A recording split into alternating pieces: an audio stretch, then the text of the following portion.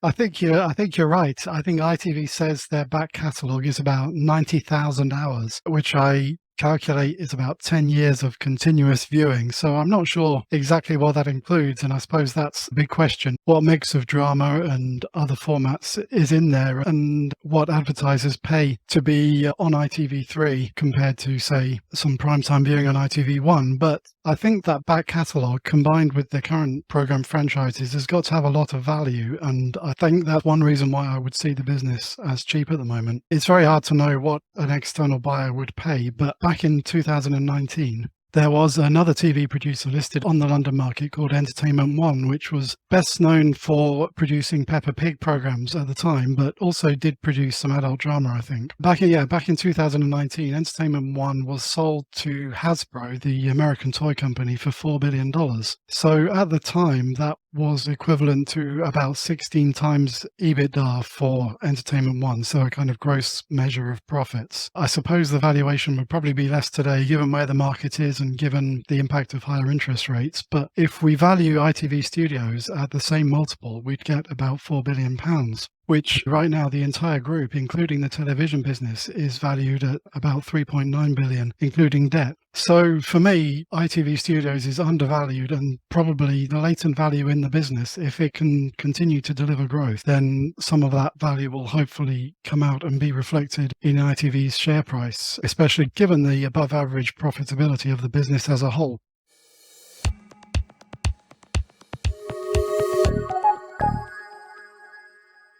Welcome to the Private Investors Podcast, the podcast where keen stock pickers Roland Head and Maynard Paton talk about managing their share portfolios.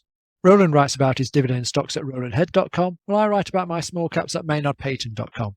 This time we cover ITV and the investment potential of commercial television. Let's get started.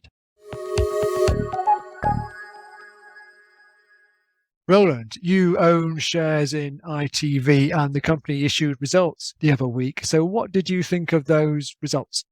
Overall, ITV's results for last year were pretty much as expected and suggest to me that the company's plans are still firmly on track. ITV is continuing to try and shift its viewers and its advertisers from broadcast television to digital streaming, and at the end of last year you'll probably have seen the ITV app on smart TVs changed from ITV to ITVX, which was a big new investment for the company. And alongside this, ITV's programme production business, ITV Studios, is also continuing to expand and account for a greater share of the group's profits. In terms of the numbers, although revenue rose last year, ITV faced rising costs just like most other businesses, and there was a bit of weakness in some advertising sectors as well. So the group's profits were down by 12% last year, and that kind of pressure is expected to continue this year. An additional pressure as well is that ITV is still spending quite heavily on its transformation plans. The move to ITVX required quite a lot of IT investment, and the company's also investing in expanding its output of programs. So there's some headwinds and some pressures at the moment, but I think this extra spending should deliver results over the next year or two. There is the 6% dividend yield. That is the attraction from your perspective. Yeah, ITV's dividend record is a bit mixed, but shareholders who have bought the shares over the last few years are being quite well rewarded at the moment. The current dividend is 5p a share, and as you say, that's a 6% yield, which looks reasonably safe to me based on what we know today and the current outlook.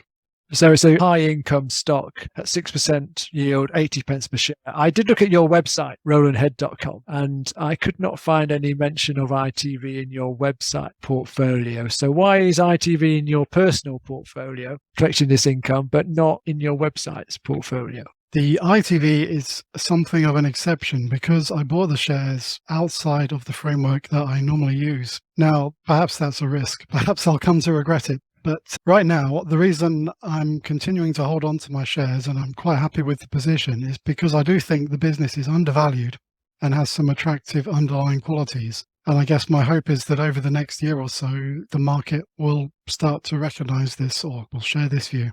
How long have you owned the shares?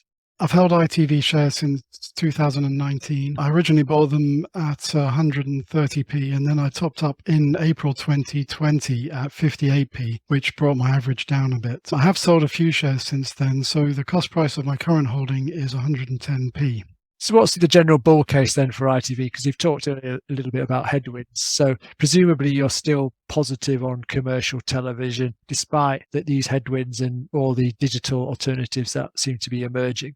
Yeah, that's right. I think during the pandemic, certainly demand for streaming services boomed, and there was a lot of talk about how the success of companies like Netflix could mean the end for traditional domestic broadcasters. And I suppose I wasn't convinced by this argument, and I'm still not. ITV's strategy is built around the idea of being a UK TV champion, and I think that's a valid aim to have. The technology for television is changing, and I think that's certainly going to continue. I'm pretty sure we'll all watch television over the internet exclusively fairly soon. But I don't think the business case for domestic television is going to change. I think when you look at what people watch as a whole in the UK and in most countries, there's plenty of domestic television that doesn't really translate well to other countries and other cultures. So you've got things like some news, sport, some types of documentary, chat shows, programs like ITV This Morning and BBC The One Show, and then maybe even some types of drama that won't necessarily translate well, soap operas perhaps. So all of this together is a big chunk of our daily viewing hours, and I don't think that's going to be replaced just by box sets and movies. So I think ITV can maintain its share of the UK market. You touched upon the financial record earlier, and I've got to say it's not ideal. So ITV was established way back in 1955. I think all the regional stations were floated during the 70s and 80s.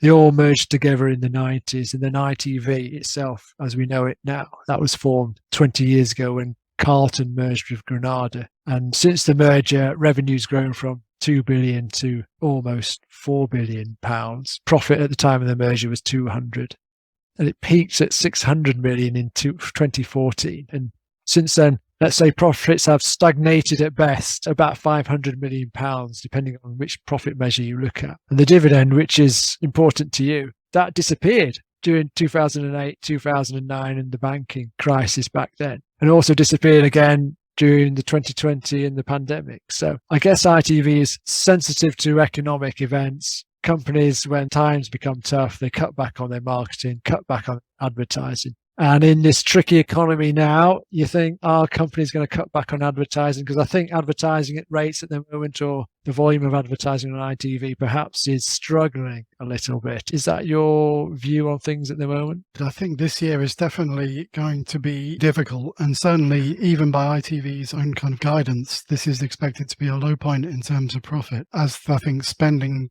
peaks on the transformation program, if you like, and also advertising continues to be tough. I think during the first quarter, they were expecting advertising revenue to be down by something over 10% in the traditional TV business.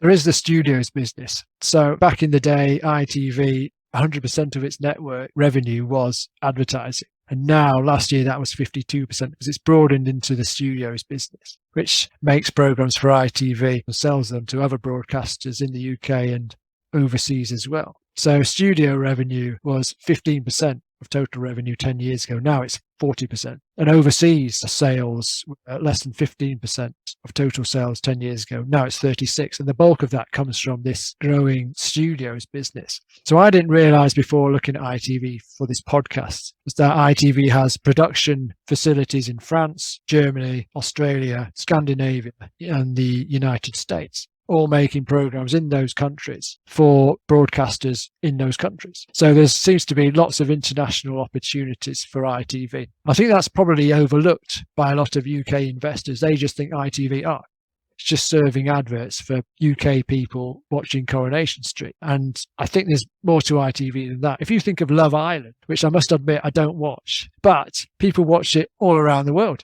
versions of it. So there are 26 international versions of Love Island. And ITV developed Love Island, I think, in 2005. So it must collect some sort of income from all the different versions of Love Island all around the world for those local markets.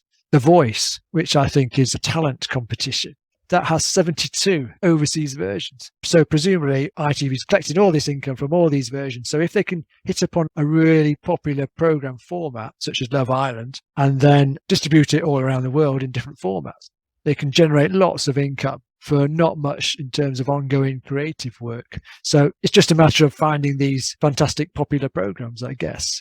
I think that's right. Although interestingly, ITV also say that they are focusing more on what they call high-end scripted content, which I guess is the opposite of Love Island. It's mostly drama box sets. Maybe my reading of this is maybe that while Love Island programs like that have exported very successfully, they maybe won't have a particularly long life, whereas good quality drama can be sold for many years in the future, probably around the world with translations and so on. So whether that's part of a move to firm up profit margins and profitability in the future rather than relying on these big hits, which might not be so long-lived. They've said in the latest report, high-end scripted programs, which, as you say, is probably more like Downton Abbey, I think, than Coronation Street. Is scripted content is key to attracting and retaining viewers and subscribers. So they've got a KPI for high-end scripted programs of 400 hours by 2026, so making 400 hours of high-end scripted programs. At the moment, last year it was 276. So I think that's a very commendable KPI, because we do have enough lowbrow reality shows and game shows on ITV. I did notice all the KPIs given to shareholders, they were all to do with the studios business. I think that's where the emphasis of the company's future is, rather than traditional advertising. Is that your view? Yes, I think that's probably a part of the business where they see a lot of opportunity for creating value in the future, because as you've said, with the international growth and the opportunities abroad, there's not really any obvious limit as to how big the studios business can become if it used to create successful formats. Whereas looking at UK television, I would say you've got to assume it's a fairly mature market, even if ITV successfully evolves from a linear broadcasting over the air to digital. The actual market for watching TV, for watching UK television, probably isn't going to get much bigger. It's a case of managing that and obviously maximizing the opportunities for advertising and subscriptions. But studios is really the growth opportunity. And in addition, it gives ITV a chance to profit from the success of its competitors, the streaming platforms. And that's one of the KPIs. In fact, over the next 3 years, they want to get studios revenue. Nearly a third is coming from streaming platforms, which up from about a fifth at the moment. I think it is the main engine of growth, but there are opportunities in the digital TV business as well, I think. So the KPIs for studios is, I think, 5% per annum revenue growth. And the margins they want to increase to 15%. I think that's the target. So yeah, I think 13 to 15%. I think what's interesting about the revenue growth target, though, is maybe what it tells us about the state of the television industry at the moment. Last year's ITV Studios revenue rose by 19%. So it seems a little surprising that their target for the next 3 years is only to achieve at least 5% revenue growth. But the company says that even at this level, it would still be enough for them to be gaining market share. So what this suggests to me is that the wider market for television content is really slowing down after the really rapid expansion we've seen over the last few years. So maybe spending was getting a bit out of control in the industry during the pandemic and in recent years, but that seems to have come to an end now. My hope, I suppose, is that although a slowdown could put a bit of pressure on ITV's profit margins for the short term, if it's a good operator with reasonable scale and healthy enough finances, then what might happen is that ITV is able to gain some market share from weaker rivals during this period, or maybe make some good acquisitions. We'll have to see how it pans out, but I think market conditions in the wider industry are definitely changing at the moment. Yeah, I think on the studio side, that's perhaps the emphasis of the future of this business. But we can't ignore the traditional advertising broadcast side. So there's a chart in the latest results presentation which showed total advertising on the old linear conventional television broadcast service going down 1% a year, which didn't seem too bad to me. Some other statistics in ITV's annual report, they talk about broadcast TV minutes, which is the average time the average person spends watching TV every day. So you go back to the early 2000s and it's the average person watched 220 to 230 minutes of TV a day, which is 3 hours and 3/4. That was pretty stable up until 2015, which ITV said it dropped to 260, and then 212, 203, 192, 183, back up to 192 during the pandemic, then crashing down to 178. And then last year was 162 a day per person on average, which is 2 hours and 3/4. So the average person over the last 10 years now watches 1 hour less TV, which seems quite dramatic. But according to ITV's presentation, advertising revenue has just been dropping 1% a year. So it looks like ITV have been doing a pretty good job holding up their television advertising in the face of lower viewing figures.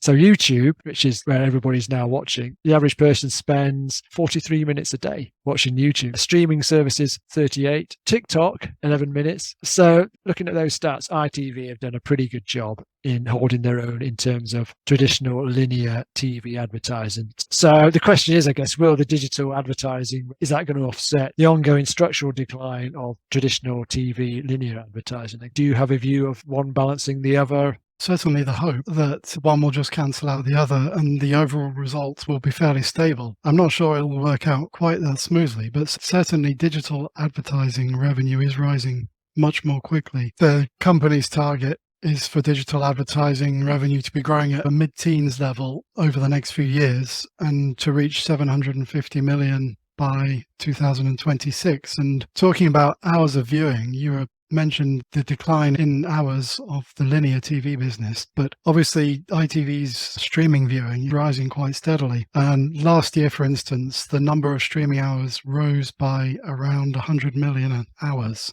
from just over 1,000 million hours to 1,100 and something million hours. A company thinks that will probably reach 2 billion by 2026. So again, the hope is that we're just seeing a transition really from one form of viewing to another. And I know certainly in my household, the viewing has moved from the aerial to the internet connection, but most of what we watch is still on the same domestic TV channels we watched before. I'm not too despondent about ITV's share of viewing or its ability to move viewers over, but I would guess that the way these things usually go, there'll be some rough patches and sometimes probably where advertising profit falls short. I think one big thing that's interesting though is the way the advertising business is changing. One of the big IT projects ITV's completed over the last couple of years is an advertising platform so they've called Planet V. And what this does is provide targeted advertising. So it's like Google advertising for television. Advertisers can go onto Planet V, they can use ITV's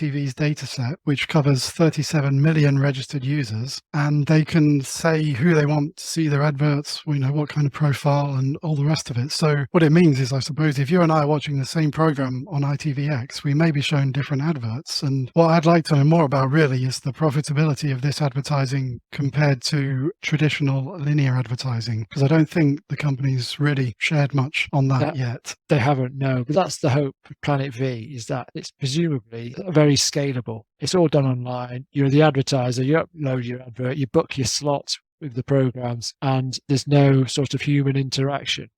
And if everyone switches over from watching traditional TV to watching it on ITVX streaming, watching the program you want to watch at a time you want to watch, the advertising costs of operating ITVX should be a lot lower relatively. You should have this scalable platform, I guess. At the moment, if you want to put your advert on Coronation Street during the evening at 7:45, you've got to presumably ring up and they've got to schedule it in. You've got this presumably large sales force to employ. But if it all moves online, it could all be done online and the economics could be fantastic. But do you know how much it costs to advertise on ITV? No, I don't think. I've checked. So is that the costs are quite reasonable, I thought. I've done some research. This is from ITV's website and some other trusted websites as well. So if you wanted a 30-second ad on ITV in the morning, Good Morning Britain or during Lorraine, 30 seconds ad, this is just the airtime, costs between £3,000 and £4,000, which I didn't think was too bad. A daytime advert slot between £4,000 and £5,000 on the main ITV1 channel. And peak time costs anywhere between £10,000 and £30,000.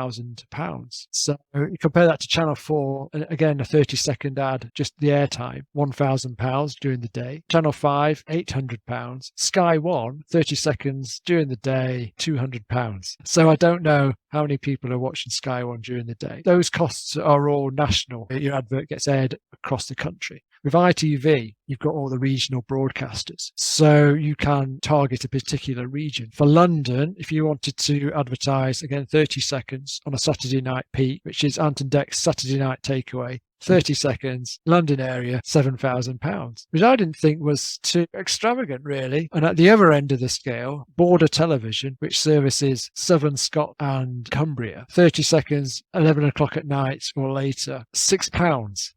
This is according to ITV's own website. So I've had to double check these statistics. It's not a typo. It is £6. They all add up. And you look through this table and you think there are lots of opportunities for less than £100 to get your advert, 30-second advert, on a particular regional broadcaster during the day. So it's all very reasonable. So I'm thinking there's two things here, two ways of thinking. I'm thinking these are very reasonable. If I'm spending thousands of pounds on Google adverts or Facebook adverts, maybe ITV is an alternative. And on the other hand, I'm thinking if it only costs me £6 to get an advert on border television, I mean, you can now pay for it on ITVX without the adverts at £60 a year. Yeah, no, I don't watch all that much ITV. I suppose one thing that's interesting about the adverts, though, is that these kind of old school adverts, it's a bit of a one-size-fits-all approach.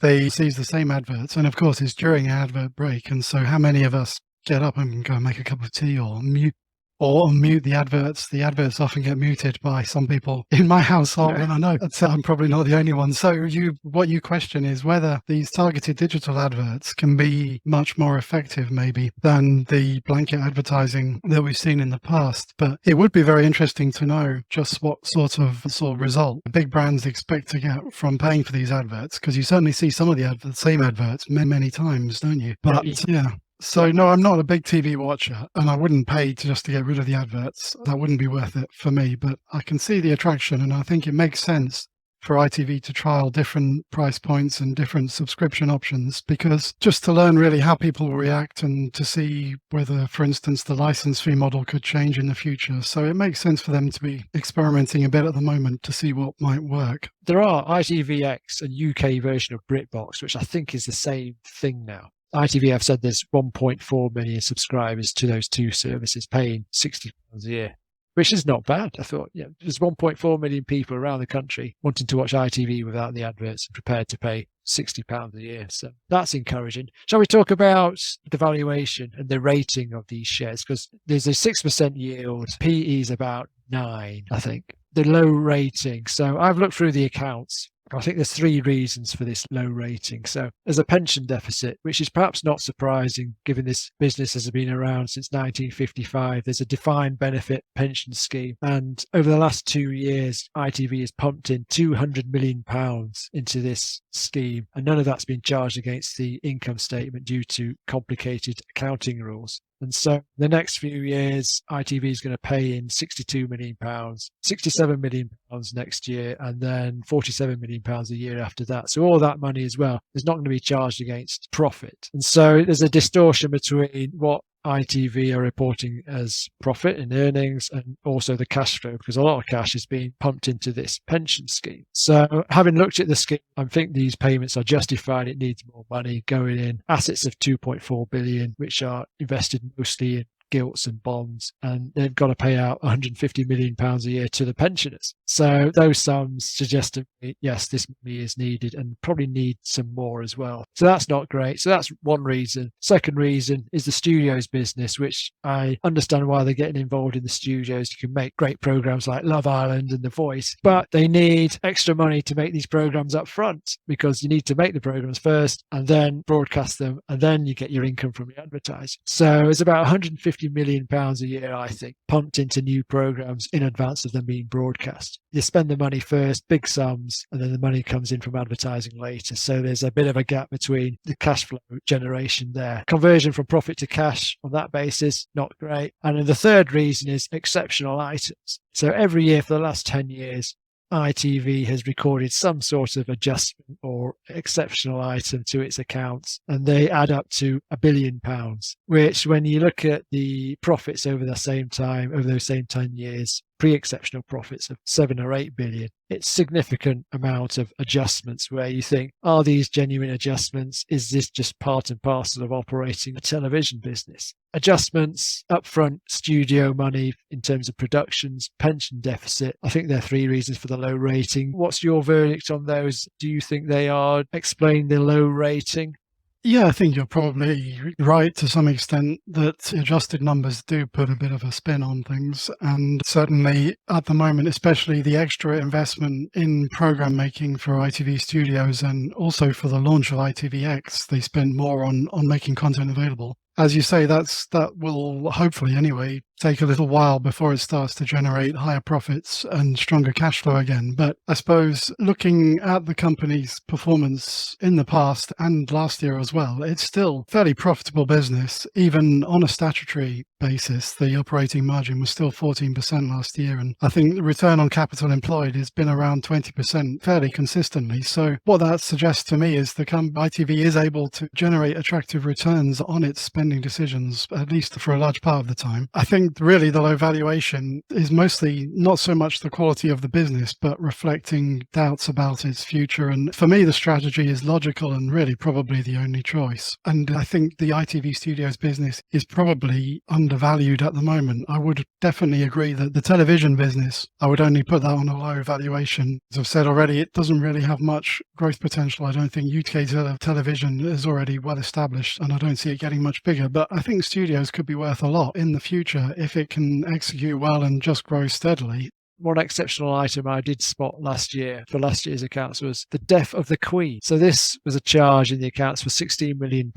So the extra costs of broadcasting the funeral and all the extra news reports. You look through the small print and 9 million of the £16 million was due to writing off episodes of Spitting Image, which presumably ITV did not feel were suitable now for broadcasting after the Queen had died. So this raises an interesting topic of capitalising the costs of these shows. If you look on the balance sheet, there's about £400 million of intangible assets of shows ITV have bought or commissioned from third parties or sports rights sitting on the books. And there has been one or two observers of Netflix raising doubts about some of the accounting at Netflix, where they put the costs of these of Netflix's own shows on the balance sheet and amortize them over very long periods of time to flatter the reported earnings. Where you think the value of these shows, once they're first broadcast, the value of these shows, really, that's it, to be honest. The repeated value doesn't have that much of a value. But with ITV, I think the accounting is pretty straightforward. Once they've bought a show and they broadcast it on the traditional ITV television, it's written off.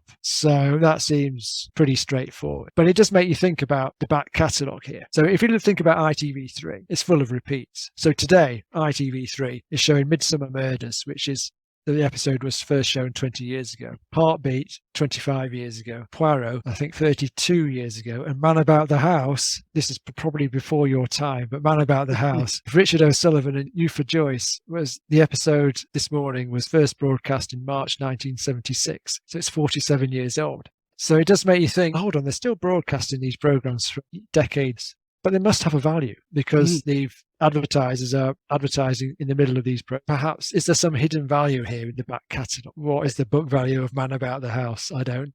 It must have some value. I'm not too sure about Man About the House, but I think you're right. I think ITV says their back catalogue is about 90,000 hours, which I calculate is about 10 years of continuous viewing. So I'm not sure exactly what that includes, and I suppose that's a big question. What mix of drama and other formats is in there, and what advertisers pay to be on ITV3 compared to, say, some primetime viewing on ITV1. But I think that back catalogue, combined with the current programme franchises, has got to have a lot of value, and I think that's one reason why I would see the business as cheap at the moment. It's very hard to know what an external buyer would pay, but back in 2019, there was another TV producer listed on the London market called Entertainment One, which was best known for producing Peppa Pig programs at the time, but also did produce some adult drama, I think. Back in 2019, Entertainment One was sold to Hasbro, the American toy company, for $4 billion. So at the time, that was equivalent to about 16 times EBITDA for Entertainment One, so a kind of gross measure of profits. I suppose the valuation would probably be less today, given where the market is and given the impact of higher interest rates. But if we value ITV Studios at the same multiple, we'd get about £4 billion, which right now the entire group, including the television business, is valued at about 3.9 billion, including debt. So for me, ITV Studios is undervalued, and probably the latent value in the business, if it can continue to deliver growth, then some of that value will hopefully come out and be reflected in ITV's share price, especially given the above average profitability of the business as a whole. I've looked through various SharePad charts. The impressive one for me is revenue per employee. So sales are approaching 4 billion. The workforce there is about almost 7,000 people. So it's more than £500,000 sales per employee, which is pretty high. And it tells me this is a high value workforce serving a high value product. And it's got a good reasonable margin, as you say. I think 19% of the whole group on an adjusted basis, depending on how you look at the profits. But yeah, underlying this business, the book value of back catalogue, high value employees, it's a better than average business, I think. And it's obscured a little bit by some of the financials and the deterioration of the legacy broadcast side of things. But there is debt as well. There is some debt. And I know you have a view on how that debt was taken on, or the reasons why the debt was taken on in the first place. I think ITV could have less debt today than it does do if some past decisions had been a bit more prudent, maybe a bit more cautious. ITV, although the dividend has been cut in recent years, up until 2017, the dividends were much more generous. And ITV also paid some special dividends, which cost a total of £1.1 billion over a 4 or 5 year period. So the times were good back then, and advertising revenue was booming, profits were probably at their highest ever level. And management at the time decided to return some of this money to shareholders. I guess they were interested in maybe keeping the share price up and distracting attention from what might happen in the future. I don't know about the reasons for the decision, but I think the special dividends were not very prudent, really. For a business that is always going to have some cyclical exposure, I would have liked to have seen the company build up more of a reserve during the good times in anticipation of what could come in the future. But I think net debt is just under 500 million. I don't think it looks particularly risky or unsustainable. It's not a major concern for me at the moment. It looks under control, I think. The special dividends, they were distributed, or the decision was the previous management team. But as you say, if they'd not paid those special dividends, they could have been cash rich. And during the pandemic, may not have had to scrap the dividend. They could have kept paying the dividend. And they could have had cash on the side, perhaps, to make some investments at lowly valuations during early 2020. Yeah. So that was the previous management team making those decisions. Today's management team, Dame Carolyn McCall, formerly of EasyJet, she's in charge now. What do you think of her decisions so far? I guess, presumably you're positive on the strategic decisions and so on. Yeah, I think that's right. She's been in charge since 2018, and I think she had a pretty good record at EasyJet. And before that, she was in charge of Guardian Media Group, which at the time owned Auto Trader as well as the Guardian newspaper. So she's got a lot of experience with big consumer brands and also with the media sector. I suppose the main criticism I would have of her really at ITV is that I think she's doing all the right things now, but I think some of this maybe could have come a little bit sooner. We are where we are. I think what the strategy she has is the right one and is being executed fairly well as far as I can see. So I'm supportive of the current management. I did check the AGM votes. So when we spoke about Telecom Plus in episode 9, we talked about the AGM votes and some protest votes. In episode 8, talked about Bioventix, protest votes at the AGM. And so I checked with ITV, and sure enough, there's a protest vote at its last AGM to do with pay, director pay. So I've looked through the annual report, the director pay report, and I'm not happy with the options granted to the executive. Dame Carolyn and the finance director, they get about 1 million options plus every year, nil cost, and there's no obvious performance targets. So the annual report says these options are assessed against execution of the strategy, performance against financial and non-financial KPIs, and the nature of the wider trading environment. Further detail on the assessment of the performance underpin will be disclosed at the time of vesting, which for the latest options will be 2025. So you don't know what the targets are, which suggests that maybe these targets could change in the next few years to just give the directors the options. I don't know. But frustrating thing here is that the other year, let's say, I think in 2019 or 2020, they disclosed the targets for the LTIP scheme in place at that time. It had predefined targets. So adjusted earnings per share, growth of non-advertising revenue, all those targets were disclosed at the time of the grant of the options. And so you as a shareholder could read the annual report and you knew what the company had to achieve before those options paid out. So it's a backward step in terms of remuneration disclosure, which is not impressive, to be honest. And this sort of lack of disclosure in terms of targets is something you'd find on AIM, not in a FTSE 100 blue chip company. So I'm not impressed. Why not link the board options to the KPIs that shareholders are being told about, so the KPIs for this ITV studios. So it seems to me shareholders being told one thing about the KPIs and,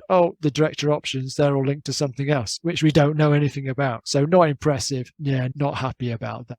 No, I agree, really. I think they could be more transparent, more direct. And also, I suppose one thing that would be nice to see would really just to simply see the directors, especially McCall, spend some more of their own money on shares rather than relying on nil cost options, because obviously with a nil cost option, you can't really go wrong, can you? Whereas investing your own money does express a view on the valuation and on the future prospects of the business. Yeah, I think Dame Carolyn, she owns just over 1 million shares, which you think, that's a lot, but it's about £1 million worth shareholding. Yeah, it's not really a lot for someone in her position, I don't think. Her pay, bonuses, LTIPs, benefits for the last few years have been running between £3 and £4 million. Yeah, you'd like to see some share buying on her behalf, you'd think, to back up the story she's telling investors. Anyway, but that said, I can't really complain about the strategy. We've talked about the studios. There's also various other activities as well. Brit Box, we've touched upon. Overseas, this is a 50-50 joint venture with BBC. That's trading ahead of plan. Revenue of 128 million, earnings of 18 million. So it's very profitable. That's done really well, I think. So there is demand, even though we're criticising Love Island and the lowbrow stuff. People overseas, expats, seemingly love British television, prepared to pay for it. There's also something called Ad Ventures Invest, which this is relatively small, but it gets involved with startups. And rather than just paying them money, it gives them airtime in exchange for an equity stake, which I find is quite interesting. So What 3 Words and CarWow are the two of the investments which I've heard of. So they've invested £11 million ITV, or at least exchanged £11 million worth of airtime for equity stakes in these small businesses. So maybe the extra airtime can give these small businesses a competitive advantage, get them out in terms of their marketing ahead of their competitors. I don't know. It's quite an interesting way of investing. £11 million is small beer in terms of the wider business, but that's an interesting development. Talked about Planet V. I think there's potential there as well if digital viewing really takes off in terms of scaling that business and making it a lot more profitable. And there's also, I've got to talk about System 1 as well, because System 1 is a share that I own and has a relationship with ITV. So I talked about System 1 in depth in episode 5 of the Private Investors podcast. And it's an advert testing business, has a partnership with ITV. And if you are an advertiser, you go to ITV and you want to broadcast your advert, they'll say, why not go to System 1? They'll test your advert for you and double check to make sure your advert is really effective, because you could make some improvements to get more bang for your buck in terms of what you spend on your airtime. So there's partnerships with System 1 and ITV. System 1 always talk about ITV. I'm a little bit disappointed having looked through ITV's presentations and they've never talked about System 1 at all. So that's a bit unnerving. Another sort of drawback, I think, is a competition which should have been held last year involving System 1 and ITV. So ITV and System 1 launched a World Cup advert competition earlier on last year. General gist was you advertised during the World Cup, and if you had the best effective advert, you'd get some free advertising during the World Cup final, during the half-time break, free airtime. So ITV and System 1 launched this advert competition. Well, I watched the World Cup final on ITV. I sat through all the half-time chit-chat, all the ITV adverts, and there was no big announcement to say, here's the advert that won. So it just seems like the competition was scrapped. Whether that means there's a deterioration in the relationship between System 1 and ITV. ITV have never mentioned this competition again, nor have System 1. So I don't know what's going on there, which is perhaps why there's some sort of boardroom battle going on at System 1 at the moment. Anyway, so enough of that.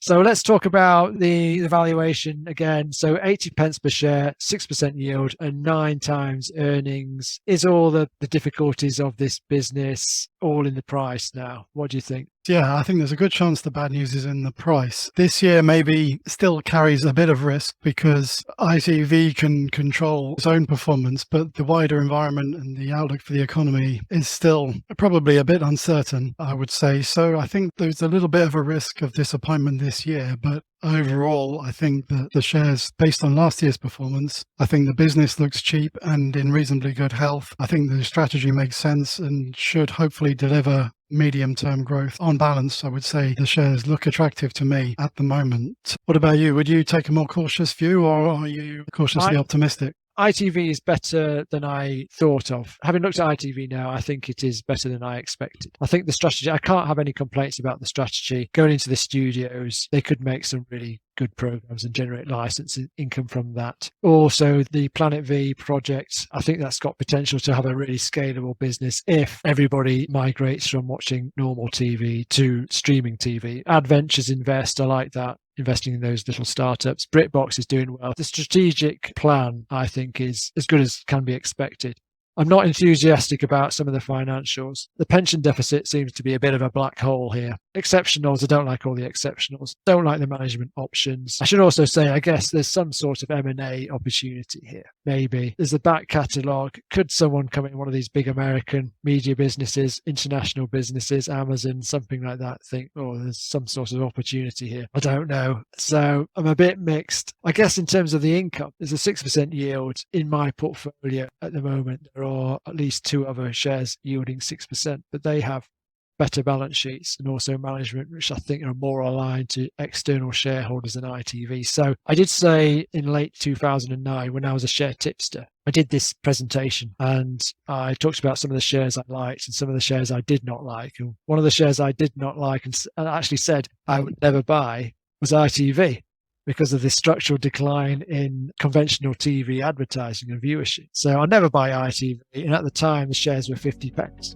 And 6 years later, in 2015, the shares hit £2.80. So they 5-bagged, almost 6-bagged in 6 years. So my record on ITV is pretty poor. I'm not enthusiastic now, but I could be wrong, very wrong again, which should be bullish for you.